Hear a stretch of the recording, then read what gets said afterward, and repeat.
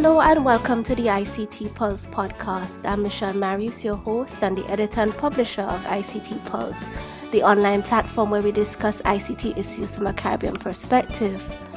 Today we'll be talking about internet access and affordability. Some of the most popular articles in our Snapshot series, which we have been publishing since 2011, are those that examine the take-up and affordability of internet service across the Caribbean region. The Alliance for Affordable Internet, A4AI, which is an initiative under the World Wide Web Foundation founded by web inventor Sir Tim Berners-Lee, conducts a similar exercise annually that examines a wider cross-section of countries globally. On 23 October 2018, the A4AI published its latest affordability report. Whilst only 3 CARICOM countries were included out of the 61 examined, the report provided some insight into the state of internet affordability worldwide and highlighted common threads that seem to have an impact on the affordability of that service. To help us discuss the affordability report's findings generally and from a Caribbean perspective, we have Dr. Dhanaraj Thakur, the research director of the World Wide Web Foundation, who would have been involved in the preparation of the report. Enjoy.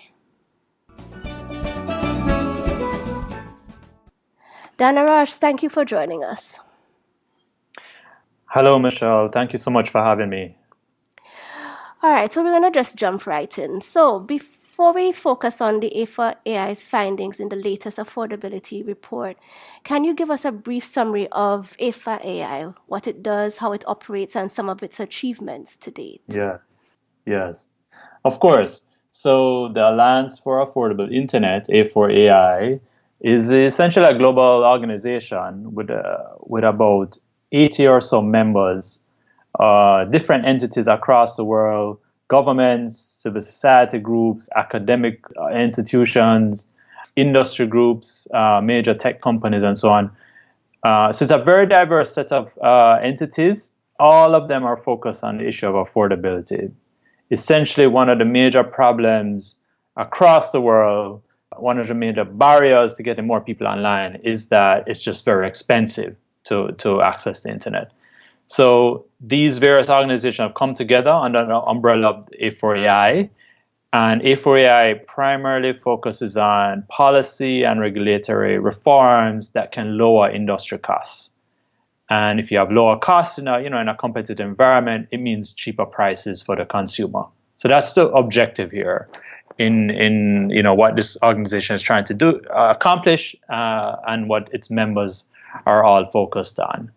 A4AI works at a global level, advocating different kinds of good practices to lower industry costs, things around infrastructure sharing, better use of spectrum, better and smarter taxation policies, and so on. It also works at the country level through several country coalitions, which are essentially multi-stakeholder groups that bring together government, industry, civil society, everyone to the table to prioritize what kinds of policies can lower costs. And those coalitions currently exist in 7 countries across the world, primarily low and middle income countries, which is the focus of A4AI, and which also happens to be the kinds of countries where internet is very expensive. So those countries include Bangladesh, the Dominican Republic in the Caribbean, Ghana, Guatemala, Mozambique, Myanmar, and Nigeria, Okay. And in trying to assess the affordability of internet services worldwide, what are the factors A4AI considers? And can you give us some insight into the methodology applied to ensure a fair comparison across the countries being examined? Yes, that's an important point. So A4AI, obviously, as I said, focuses on the problem of affordability, of high cost to access the internet. So one of the things that we set about early on to do is to establish what exactly we mean by affordability. And I think one of the major achievements in this regard has been the establishment of the threshold or a definition of affordability whereby 1 gig of mobile prepaid data should cost less than 2% of average monthly income. The 1 for 2 target is as how we have phrased it. So when we assess internet affordability globally, this is the threshold that we use. The price of a 1 gig mobile broadband prepaid plan that is valid for 1 month. We look at the price of that. We determine the price of that using the methodology established by the International Telecommunications Union. So that allows for us to compare across countries. Once we establish the price of that within a country, we then look at the price relative to income. And this is important because price by itself only tells us half of the picture. We have to know how affordable that is relative to people's income. So we take the price of that 1 gig plan and look at it relative to average monthly national income within a country using GNI per capita, which is data from the World Bank. Those prices and incomes are expressed as in US dollars. And so again, that allows us for comparison across countries. We can also express it in purchasing power parity where necessary. And so we put that together, price relative to income in US dollars for this 1 gig plan. And then we are able to compare levels of affordability for this specific price point across countries. And we currently do this for about 60 low and middle income countries across the world. And our plan is to expand this significantly to include more countries, including more countries in the Caribbean as well. Okay, so with respect to the 2018 report, which was recently published, what would you say were the key findings? Yes, so we publish the affordability report each year. And, I mentioned our research and around pricing data, right? Price relative to average national incomes. Yes. So we get a sense of what's happening in each country. What are the prices the consumer face, right? What we need to understand and what the A4AI primarily works on is the policy side. Our push and our argument is that it is the policy and regulatory environment that can help lower industrial costs. So in order to understand what's happening there, we need to assess what's happening within countries with regard to their policy and regulations in the broadband sector. How can those policies and regulations help lower industrial costs? And that is what the affordability report does each year. And in this latest edition of the affordability report, we don't find a very positive picture, to be honest, in looking at the progress overall that countries have made with regard to policy improvements and reforms. It's actually very, very slow. There's been very little progress since we assessed these countries in 2 years ago in 2016. In fact, there were some reversals in terms of some of the progress, particularly in terms of policies to support universal access and public access initiatives, as well as policies around promoting competition within the sector. So these are worrying trends. First of all, progress has been moving slow, as we have observed in the last couple of years, but now we're even seeing some reversals in certain areas. The other challenge we notice is that in many countries, when you look at the policy environments, a lot of investments are made in terms of access, subsidizing access, whether through public access facilities and so on, but not enough investments and policy interventions are made with regard to providing adequate infrastructure, whether that might mean national backbone networks or so on. But there's insufficient investment and policy pushes with regard to improving infrastructure, and that is problematic. And finally, let me just mention that this year, what we also did was to consider costs across different types of countries, particularly with regard to countries that vary in terms of geography, population density. So this is an important factor, as you might know, when you think about costs, especially for island nations like those in the Caribbean or in the Pacific. And that's part of the way the internet infrastructure is provided via submarine cables and other technologies. And what we found was that island archipelago nations, for example, have significantly higher costs than, say, coastal countries, which have access to submarine cable infrastructure. I think what's key about that point is that whereas we might already recognize that countries like in the Caribbean or even more so in the Pacific, where the islands are even more remote, it's quite expensive to bring cable infrastructure there. I think this section of the report is useful in that it actually quantifies those challenges. So I have two questions. Well, I think I have two questions to ask following from the insights you've provided. Having looked at the report myself, and I noted that, as I said before, there were three Caribbean islands included: the Dominican Republic, Haiti, and Yes, Jamaica. right. But how have they improved, or what has their performance been in the assessment over the last few years? So when you look at these policy assessments, that we do across all these countries, what we also do is rank the countries in terms of where they are relative to each other, where they are with regard to having the right kind of policy and regulatory environment in place. So when we rank all 61 countries, the Dominican Republic actually comes out with a rank of 10, number 10, which is significant. I think that is very good, given what's been going on in the DR. There's been significant improvements, I think, over the previous year. In fact, it moved up 3 places over the previous year. Jamaica is currently ranked 17, but it also showed improvement because it moved up 4 places from the previous year. Haiti, however, faces a lot of challenges with regards to its policy environment, and is currently ranked 59 and was the same position in the previous edition of the report. Haiti's problems, of course, are much larger than just, say, the telecom sector, as you know. And I think those issues, those challenges also influence what's happening in the telecom sector. Yes, I think there's some, given the diversity, the economic, socioeconomic diversity with the Caribbean, that's reflected in the rankings of these countries as well. Some countries are performing better than others. Understood. Yeah. And are you optimistic that there will be any major change or improvement in internet service affordability over the next 2 years in light of the Sustainable Development Goals, which calls for affordable universal internet access by the year 2020? Yeah, this is, it's a difficult question. It's a very good question. The UN established the SDG goals.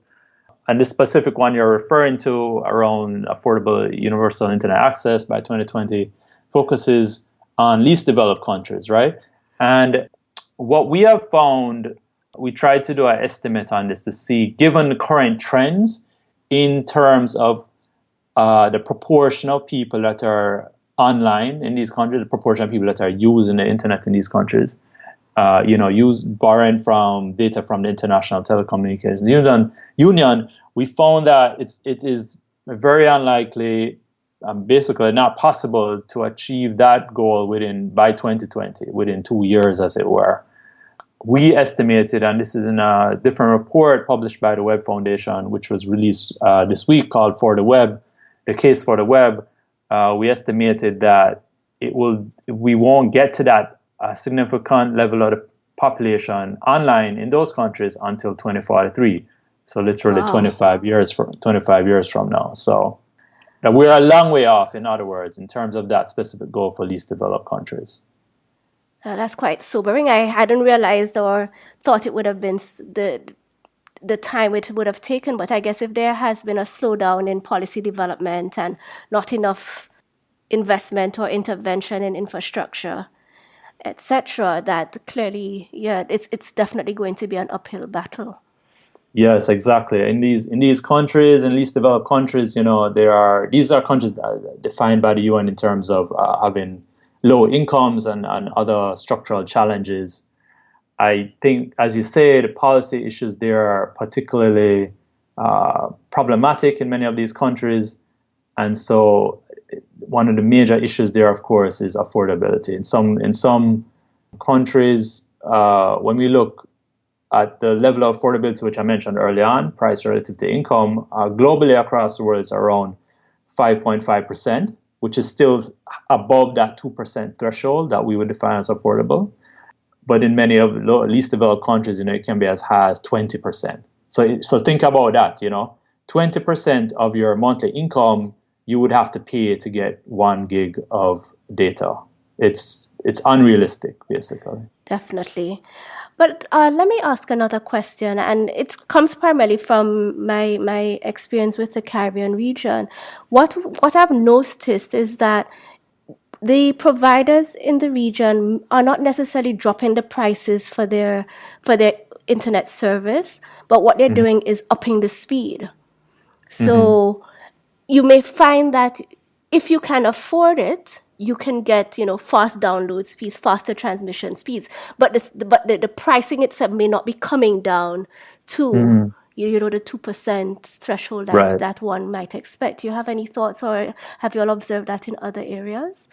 Yeah, this is a very good point, Michelle, because I think what we are doing at this stage is just simply looking at the price of the 1 gig plan, but we haven't factored in speeds yet.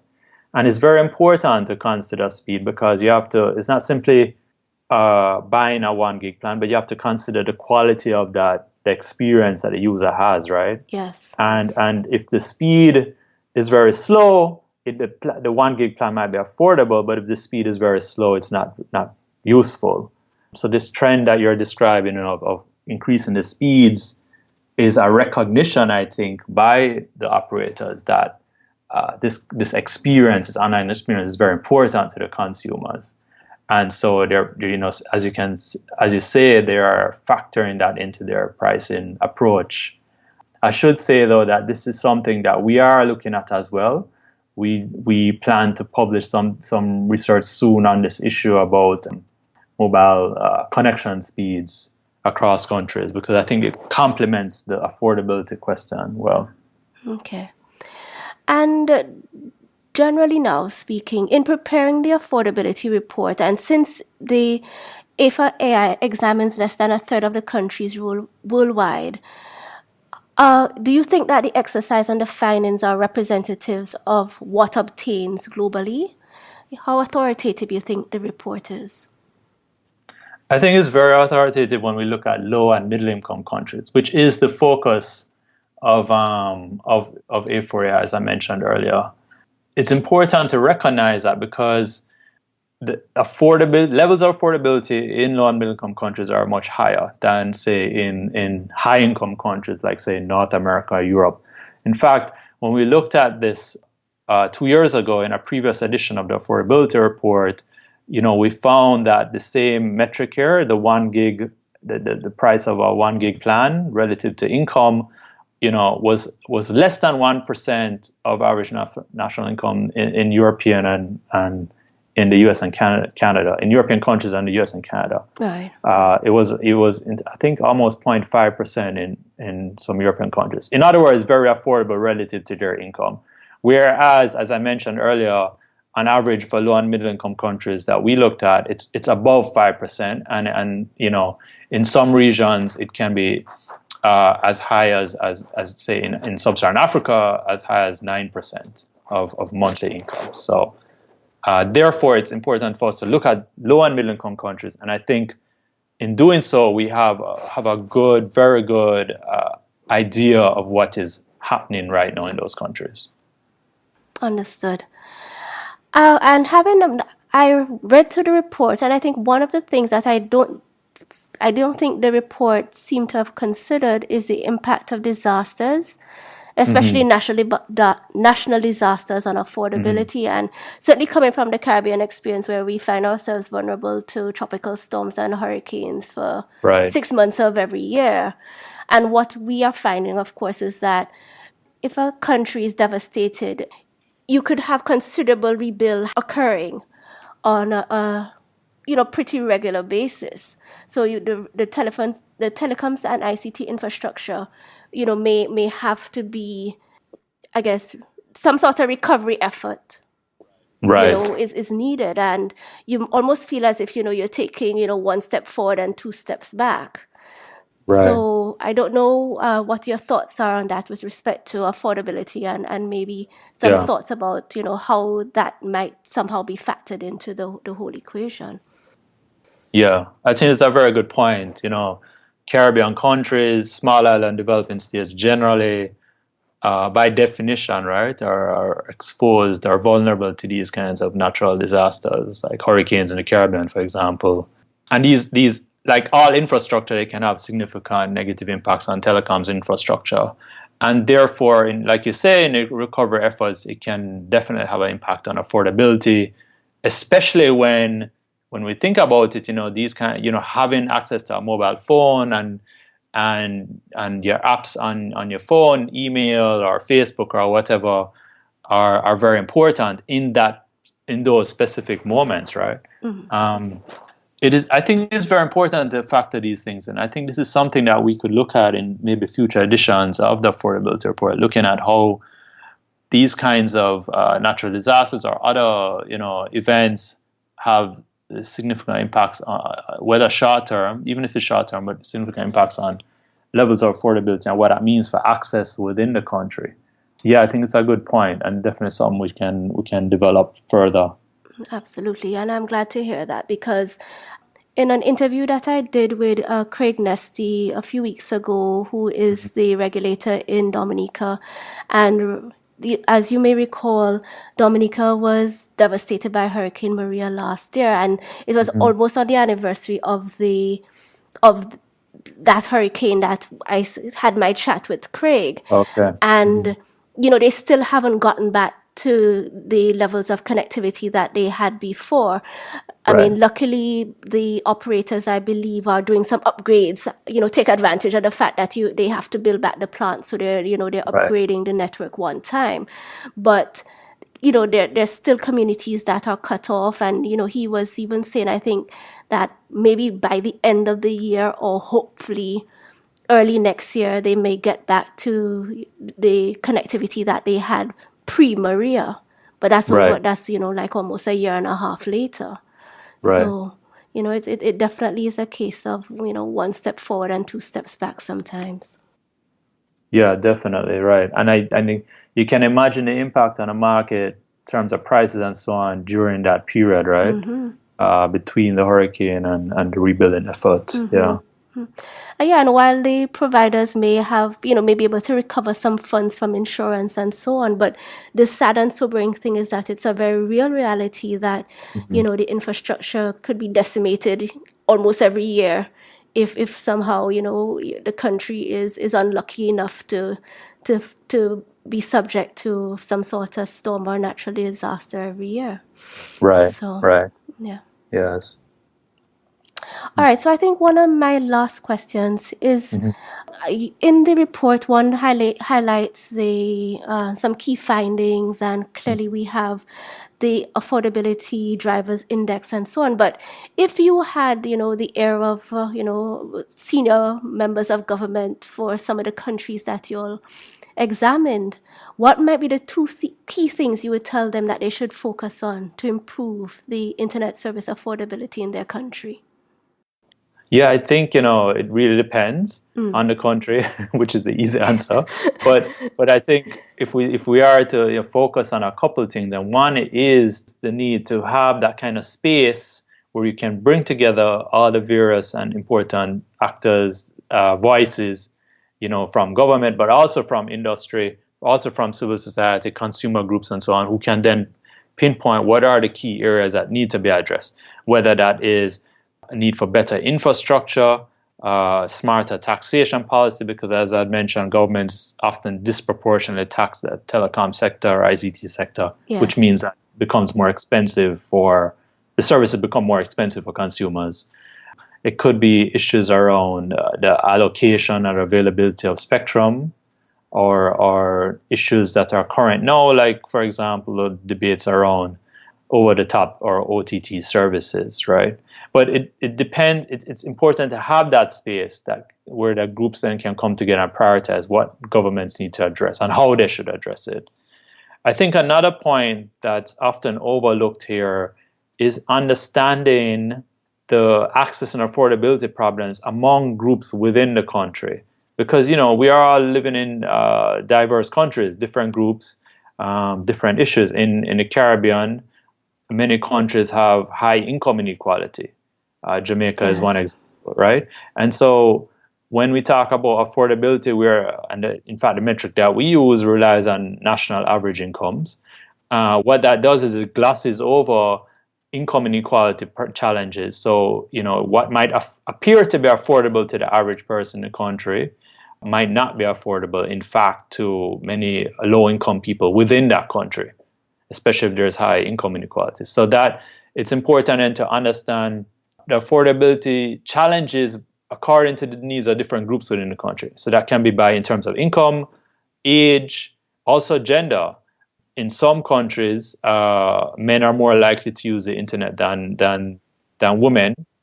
In some Caribbean countries, it's actually reversed, based on the data I've seen for Jamaica.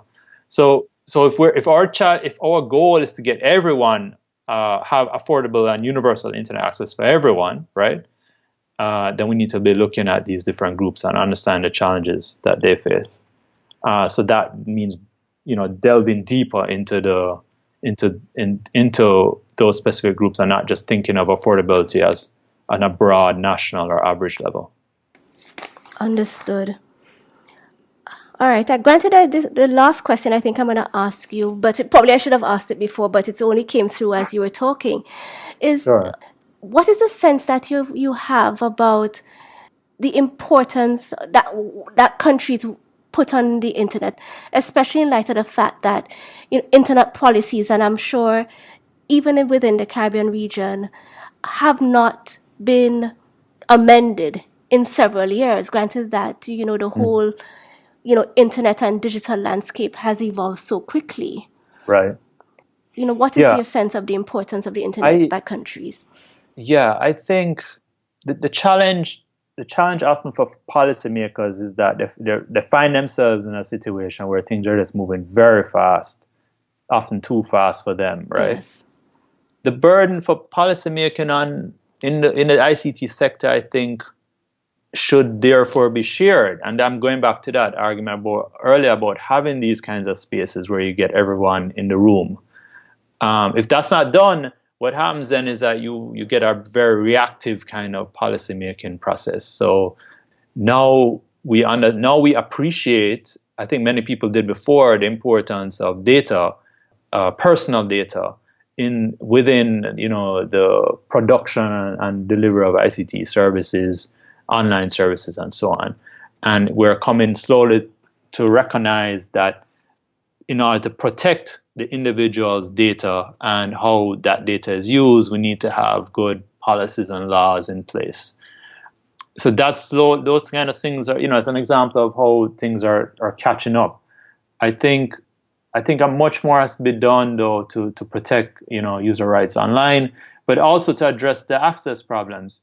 In many Caribbean countries, we're still well short of having the majority of the people online.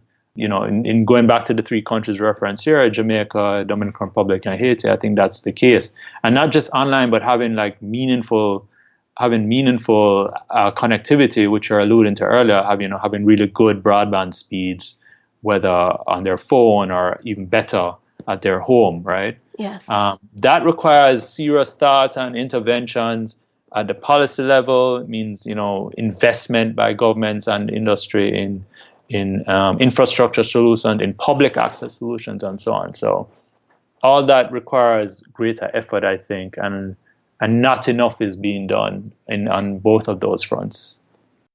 Okay, and that is quite sobering to hear, but it is, I guess it is the truth, and hopefully, as the demands of our digital societies and our country's ambitions to transition to information societies and digital economies continues to evolve and become real, that at least to some degree the policy making process will begin to catch up to that. Mm. So, Dhanaraj, thank you so much for your time this morning. And I guess I'm looking forward to reading some of the new reports that A4AI is publishing on affordability and certainly on just internet services in general. Yes, thank you very much, Michelle. It's been very good chatting with you and talking about these issues. That's it for today's episode. Thank you so much for listening to the ICT Pulse podcast. You can find links to some of the things we talked about on our website, ict-pulse.com. If you like this episode, please show your support by leaving us a review on iTunes, as it will help others find the show. You can email us at info@ict-pulse.com or drop us a note on our Facebook page, facebook.com/ICTPulse, or via Twitter @ICTPulse. We hope you'll join us again for our next episode. Take care.